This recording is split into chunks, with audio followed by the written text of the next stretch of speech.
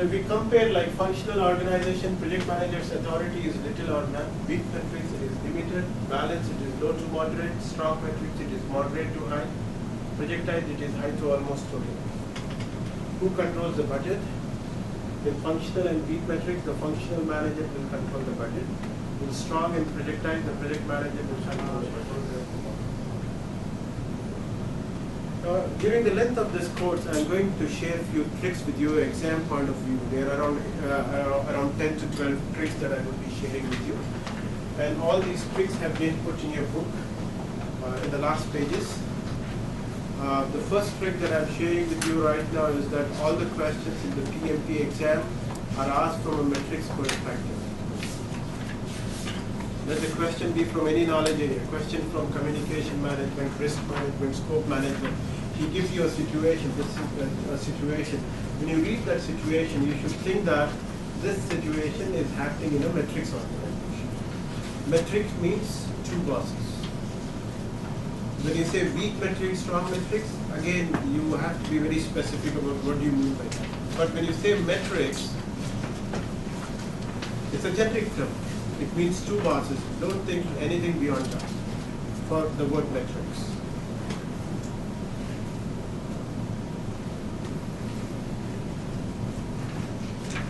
Life cycle is like progression through a series of different stages of development. Pimbock explains two life cycles. One is the product life cycle and the other one is the project life cycle. Can someone tell me what is a product life cycle? What do you mean by a product life cycle? Product outputs, manufacturing industry. Product? The output of the product in the market. Product life cycle, I believe that there is always in the market, there is always requirement for some products. Sometimes it will be very high, and with the time it will change it, with the techniques change, the product will go, maybe it will not be there in the market after some time. So this is the product life cycle. Different forms of same one project, one product. What do you mean by that? See, product life cycle is like it starts from conception of a product to its withdrawal from the market. Right? Someone conceived requirement for a Maruti 800 car 25 years back. Then that was at the conception stage. Then there comes a growth. After conception, there comes a growth. And then there will come a time when the product will reach its maturity. After it reaches the maturity, then there will be a decline. And then the product will be called out from the market. Be it an operating system, a processor, a mobile phone, a two-wheeler, a four-wheeler, all the products, they have a product life cycle. The product life cycle varies actually. Could be for 100 years, 50 years, 10 years, 2 months, 10 months. It's from conception to withdrawal of a product. A single product life cycle is supported by multiple projects. At a conception stage, there is a project that is done for the feasibility stage. Is a flyover really required? Do you really need a second airport? There has to be a feasibility stage. Do you need a car called Nano? Will people really buy a car that less expensive? Will there be a demand? Or will it not be suitable, will not have the required power to actually carry a family? They have to do a feasibility study. And then there is like the car comes into the market, they project to better its performance, and then there will come a time when it reaches maturity. And there is decline and withdrawal. There are few products, though there is still demand in the market, but still they have to withdraw it. This is basically the demand of the market, like, you know, how the market will be in the future. There are two things that will decide it. What kind of iPhones will come in the future, what kind of technology will come in the future. There are two things that decide. One is what the customer wants more. What does he want more in the phone? That's the first thing. The second thing is, what is your competitor doing? If Intel comes with a processor, a new one, AMD also has to come out with a new CPU. Even if they have no processor coming out, they just go out and give it in the magazine that we are designing a new processor, it is in the pipeline with so and so technology. That's how it is, like the market, like what one airline does will impact the other airlines. What kind of service the airlines give, it depends upon what the competitor is doing.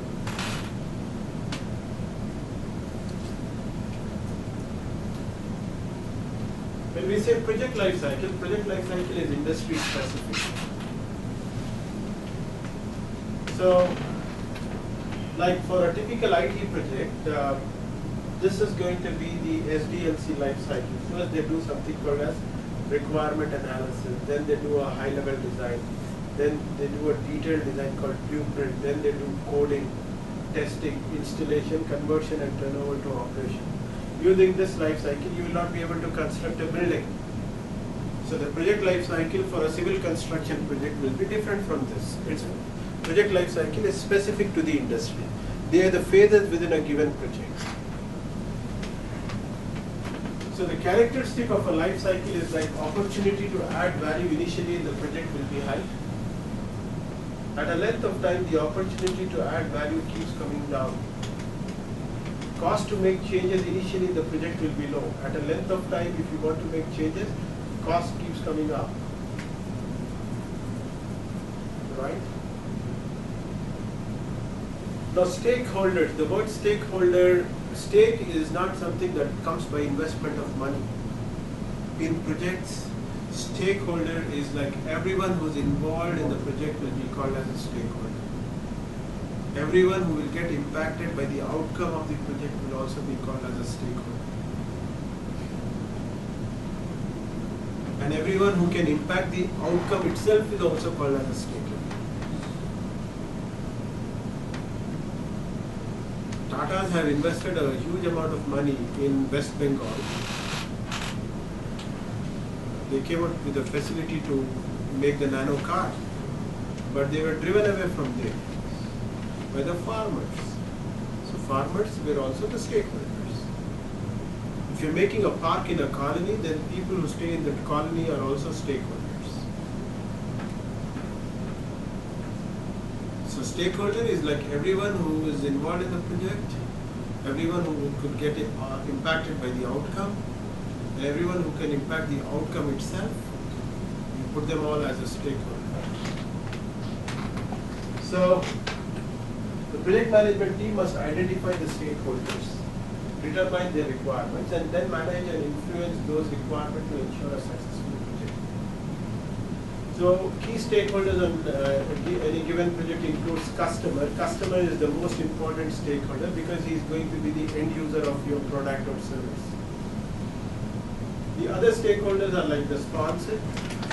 Sponsor is someone who's funding the money, especially for the kind of BOT project, build, operate and transfer. Say you have an airport in Hyderabad, one of that's the 5th best airport in the world. The airport is being constructed by GMR Group. It's a BOT project. The land belongs to the government. And the civil infrastructure is constructed by a company called GMR. And GMR, in turn, they have an agreement with the government that for 30 years they're going to collect the taxes. So they would have worked out their ROI and all. So probably in 10 years they will meet an ROI, and from there on they will start accumulating their profits. Now if GMR needs 600 crores to make that airport, GMR might fund it by itself, or GMR might look out for VCs, venture capitalists. They might look out for some banks or a group or a person to fund the project. So someone who funds the project will be called as the sponsor. If the World Bank is funding a project, then World Bank becomes sponsor for that. So when we say sponsor, it could be an individual or group within or external to the performing organization that provides the financial resources in cash or in kind for the project. Performing organization is also a stakeholder. Like say you work for IBM and your client is Telstra. So IBM is also a stakeholder, Telstra is also a stakeholder. If the project is successful or failure, will they not be impacted? They will be impacted, so they are stakeholders. Project team members are stakeholder, project manager is also a stakeholder. Now let's take a few questions. After each topic, I have a few questions. And the procedure would be like, I'll ask you to read the question, and then every one of you will have to tell me which is the correct answer. Right? And then finally we will see, like, after discussion, which should be the correct one.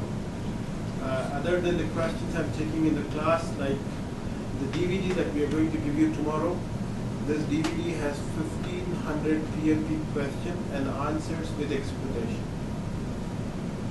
Right, that you can practice them after you would have read the return, the think walk and the return will correct. In the last class, I will tell you about how to do your preparation. So can you take the question, please? Can you read it for us? True project managers have just realized that they are in a big banking organization and that their power as project managers is quite limited. One figures out that he is really a project expeditor and the other realizes he is really a project coordinator. How is a project expeditor different from a project coordinator? A project expeditor cannot make decisions. B, a project expeditor can make more decisions. C, the project expeditor reports to a higher level manager. D, the project expeditor has some authority. A.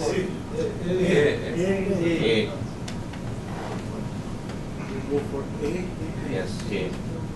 You go for C, right? I'll go for C. A. Yes, Mr. Moeen. A. A. Okay. Yes, C. C. A. A. The project expeditor cannot make decisions. Yes, this is the correct statement. The project expeditor can make more decisions. This is the wrong statement. The project expeditor reports to a higher level manager. No, the coordinator. The project expeditor has some authority. Coordinator has some. Coordinator has some. So answer is A.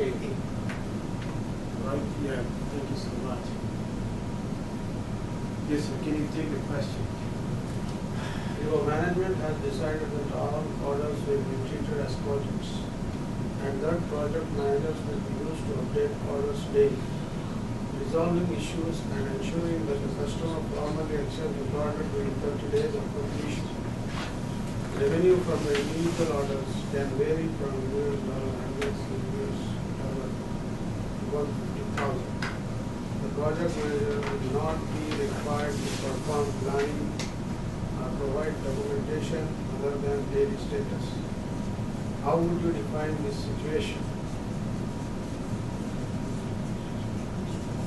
A, because each individual order is temporary endeavor, each order is a project. This is program management, since there are multiple projects involved. See, this is a recurring process. The orders incurring revenue over $150,000 will be considered projects and would involve project management.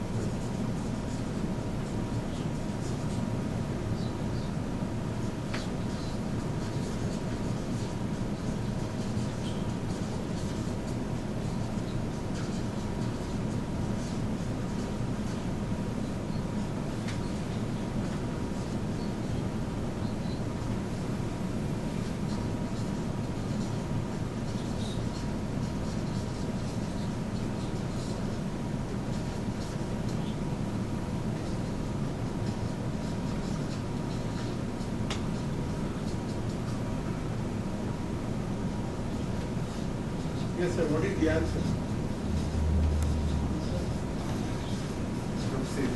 D. I think B. D because it could have multiple orders. Each order is What is your answer? my answer is B. B. So each up. B. D. G. B. B.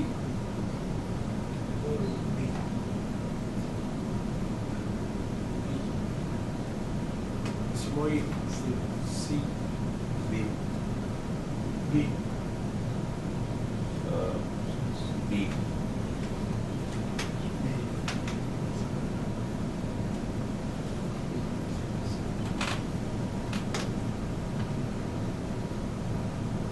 See, the answer is C. Fantastic. These are the kind of questions you will ask. I showed you a slide which compared projects with operations. So I said he will not ask you direct questions. He is giving you a situation. The situation says that he is trying to confuse you by saying that all orders will be treated as projects. When management says the project, so you can't refuse. Right? And then project managers will be used to update orders daily. He's talking about something that the project manager has to do daily. Resolving issues and ensuring that the customer formally accepts the product within 30 days of completion. That is a shelf life, not the project start and end date. Revenue from individual orders can vary from $100 to $150,000.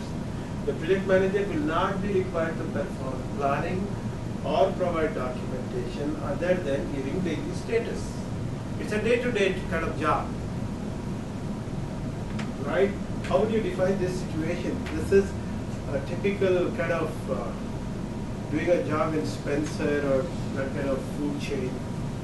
It's a daily kind of activity. When you say project, it also needs to have the attributes. You don't see any project attributes here. His first statement and second statement doesn't have any link. Yes, sir. Very true. That's called extraneous information. There is unnecessary information that will be put in the question. So we will get in this, doing these exercises, we will get used to how PMI tries to trick us. Once we know the way PMI frames the question, how can they trick us? Once we know that, then we will not be fooled actually.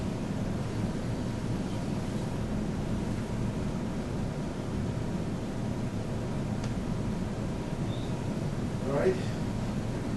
If you see PMP exam tricks in that book, the course material, page number 335.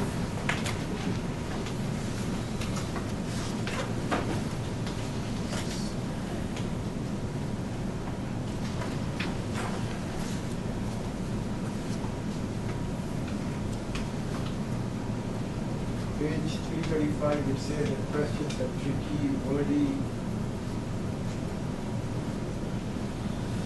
But then it says situational question. These questions require you to have been there, and you need to get to know from which process group is the situation. When you read a situational question in the exam, you have to put yourself into that situation. You should not see it from outside. And then you should know where the project is now. Are we in initiation? Are we in planning now? Is the project in execution? If we are in execution, then the answer will come out from the processes and activities that happen in execution. Questions with 2 or more correct answers, but you have to select one out of them. That becomes a bigger challenge, especially from the quality area. He might have given you 2 correct answers, but you have to select one. So one correct answer is where there is a quality issue raised by the client, and the project manager is dealing with it. And the second correct answer is where he is preventing it. Between dealing and preventing, you have to select the one where he is preventing it. Most appropriate. Prevent is to address the root cause of a quality issue. Dealing is just for that time you are fixing it up. It means again that will crop up. You did not address from where did this quality issue come from. So in quality area, it is more important that you address the root cause and fix the problem.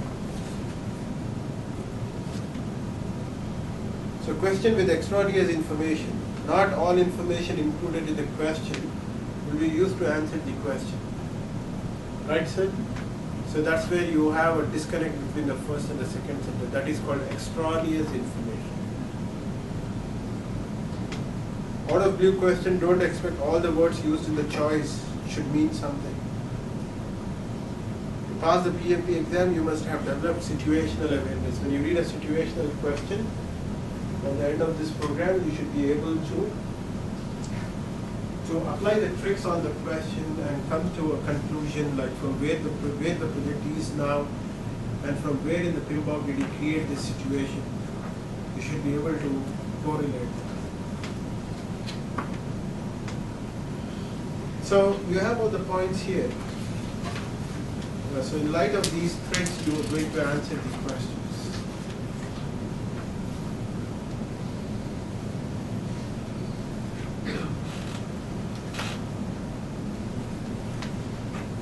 The answer is C, because orders are DOS and offshore duration. The situation is a process. It comes under operations. And this is not a project. When this is not a project, it cannot be a program. Yes, can you take the question? A project manager is trying to complete a software development project but cannot get enough attention for the project. Resources are focused on completing process-related work, and the project manager has little authority to properly assign resources. What form of organization must the project manager be working in? Functional, matrix, expeditor, coordinator. Matrix.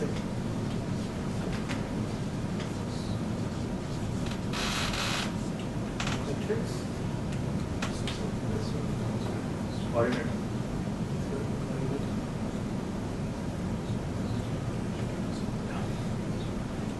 This time you're not correct. Matrix. Matrix, little authority. There's a B, matrix. Matrix? Project name. Lock कर दिया जाए. What are they? Yes. But that's the wrong answer. Answer is A. If I use elimination technique, C and D go out because they're not form of organization. They're the roles. Expeditor and coordinator are not type of organizations are either metrics, functional metrics or predictors.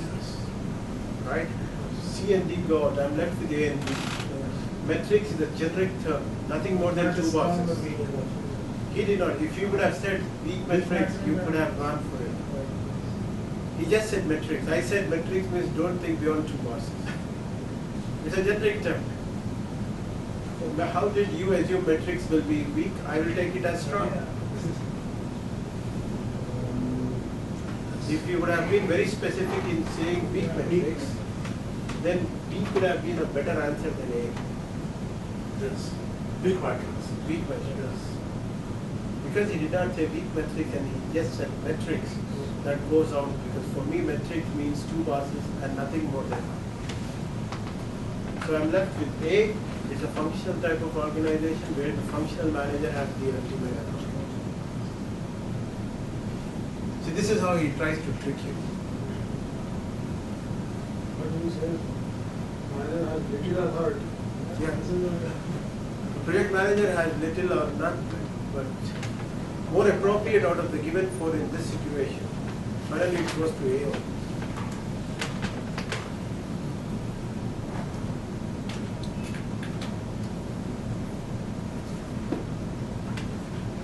Can you take a question? All of the following are characteristic of a project except A, temporary, B, defined, beginning and end, C, interrelated activities, D, repeat itself every month. D. Any more answers? D. Yes, sir. It's a question. We should not get a mental block. Yes. When he says except, it means you have to pull the odd man out. D, I think. All of the following are characteristic of project except. All the following are characters. Temporary, yes, projects are temporary.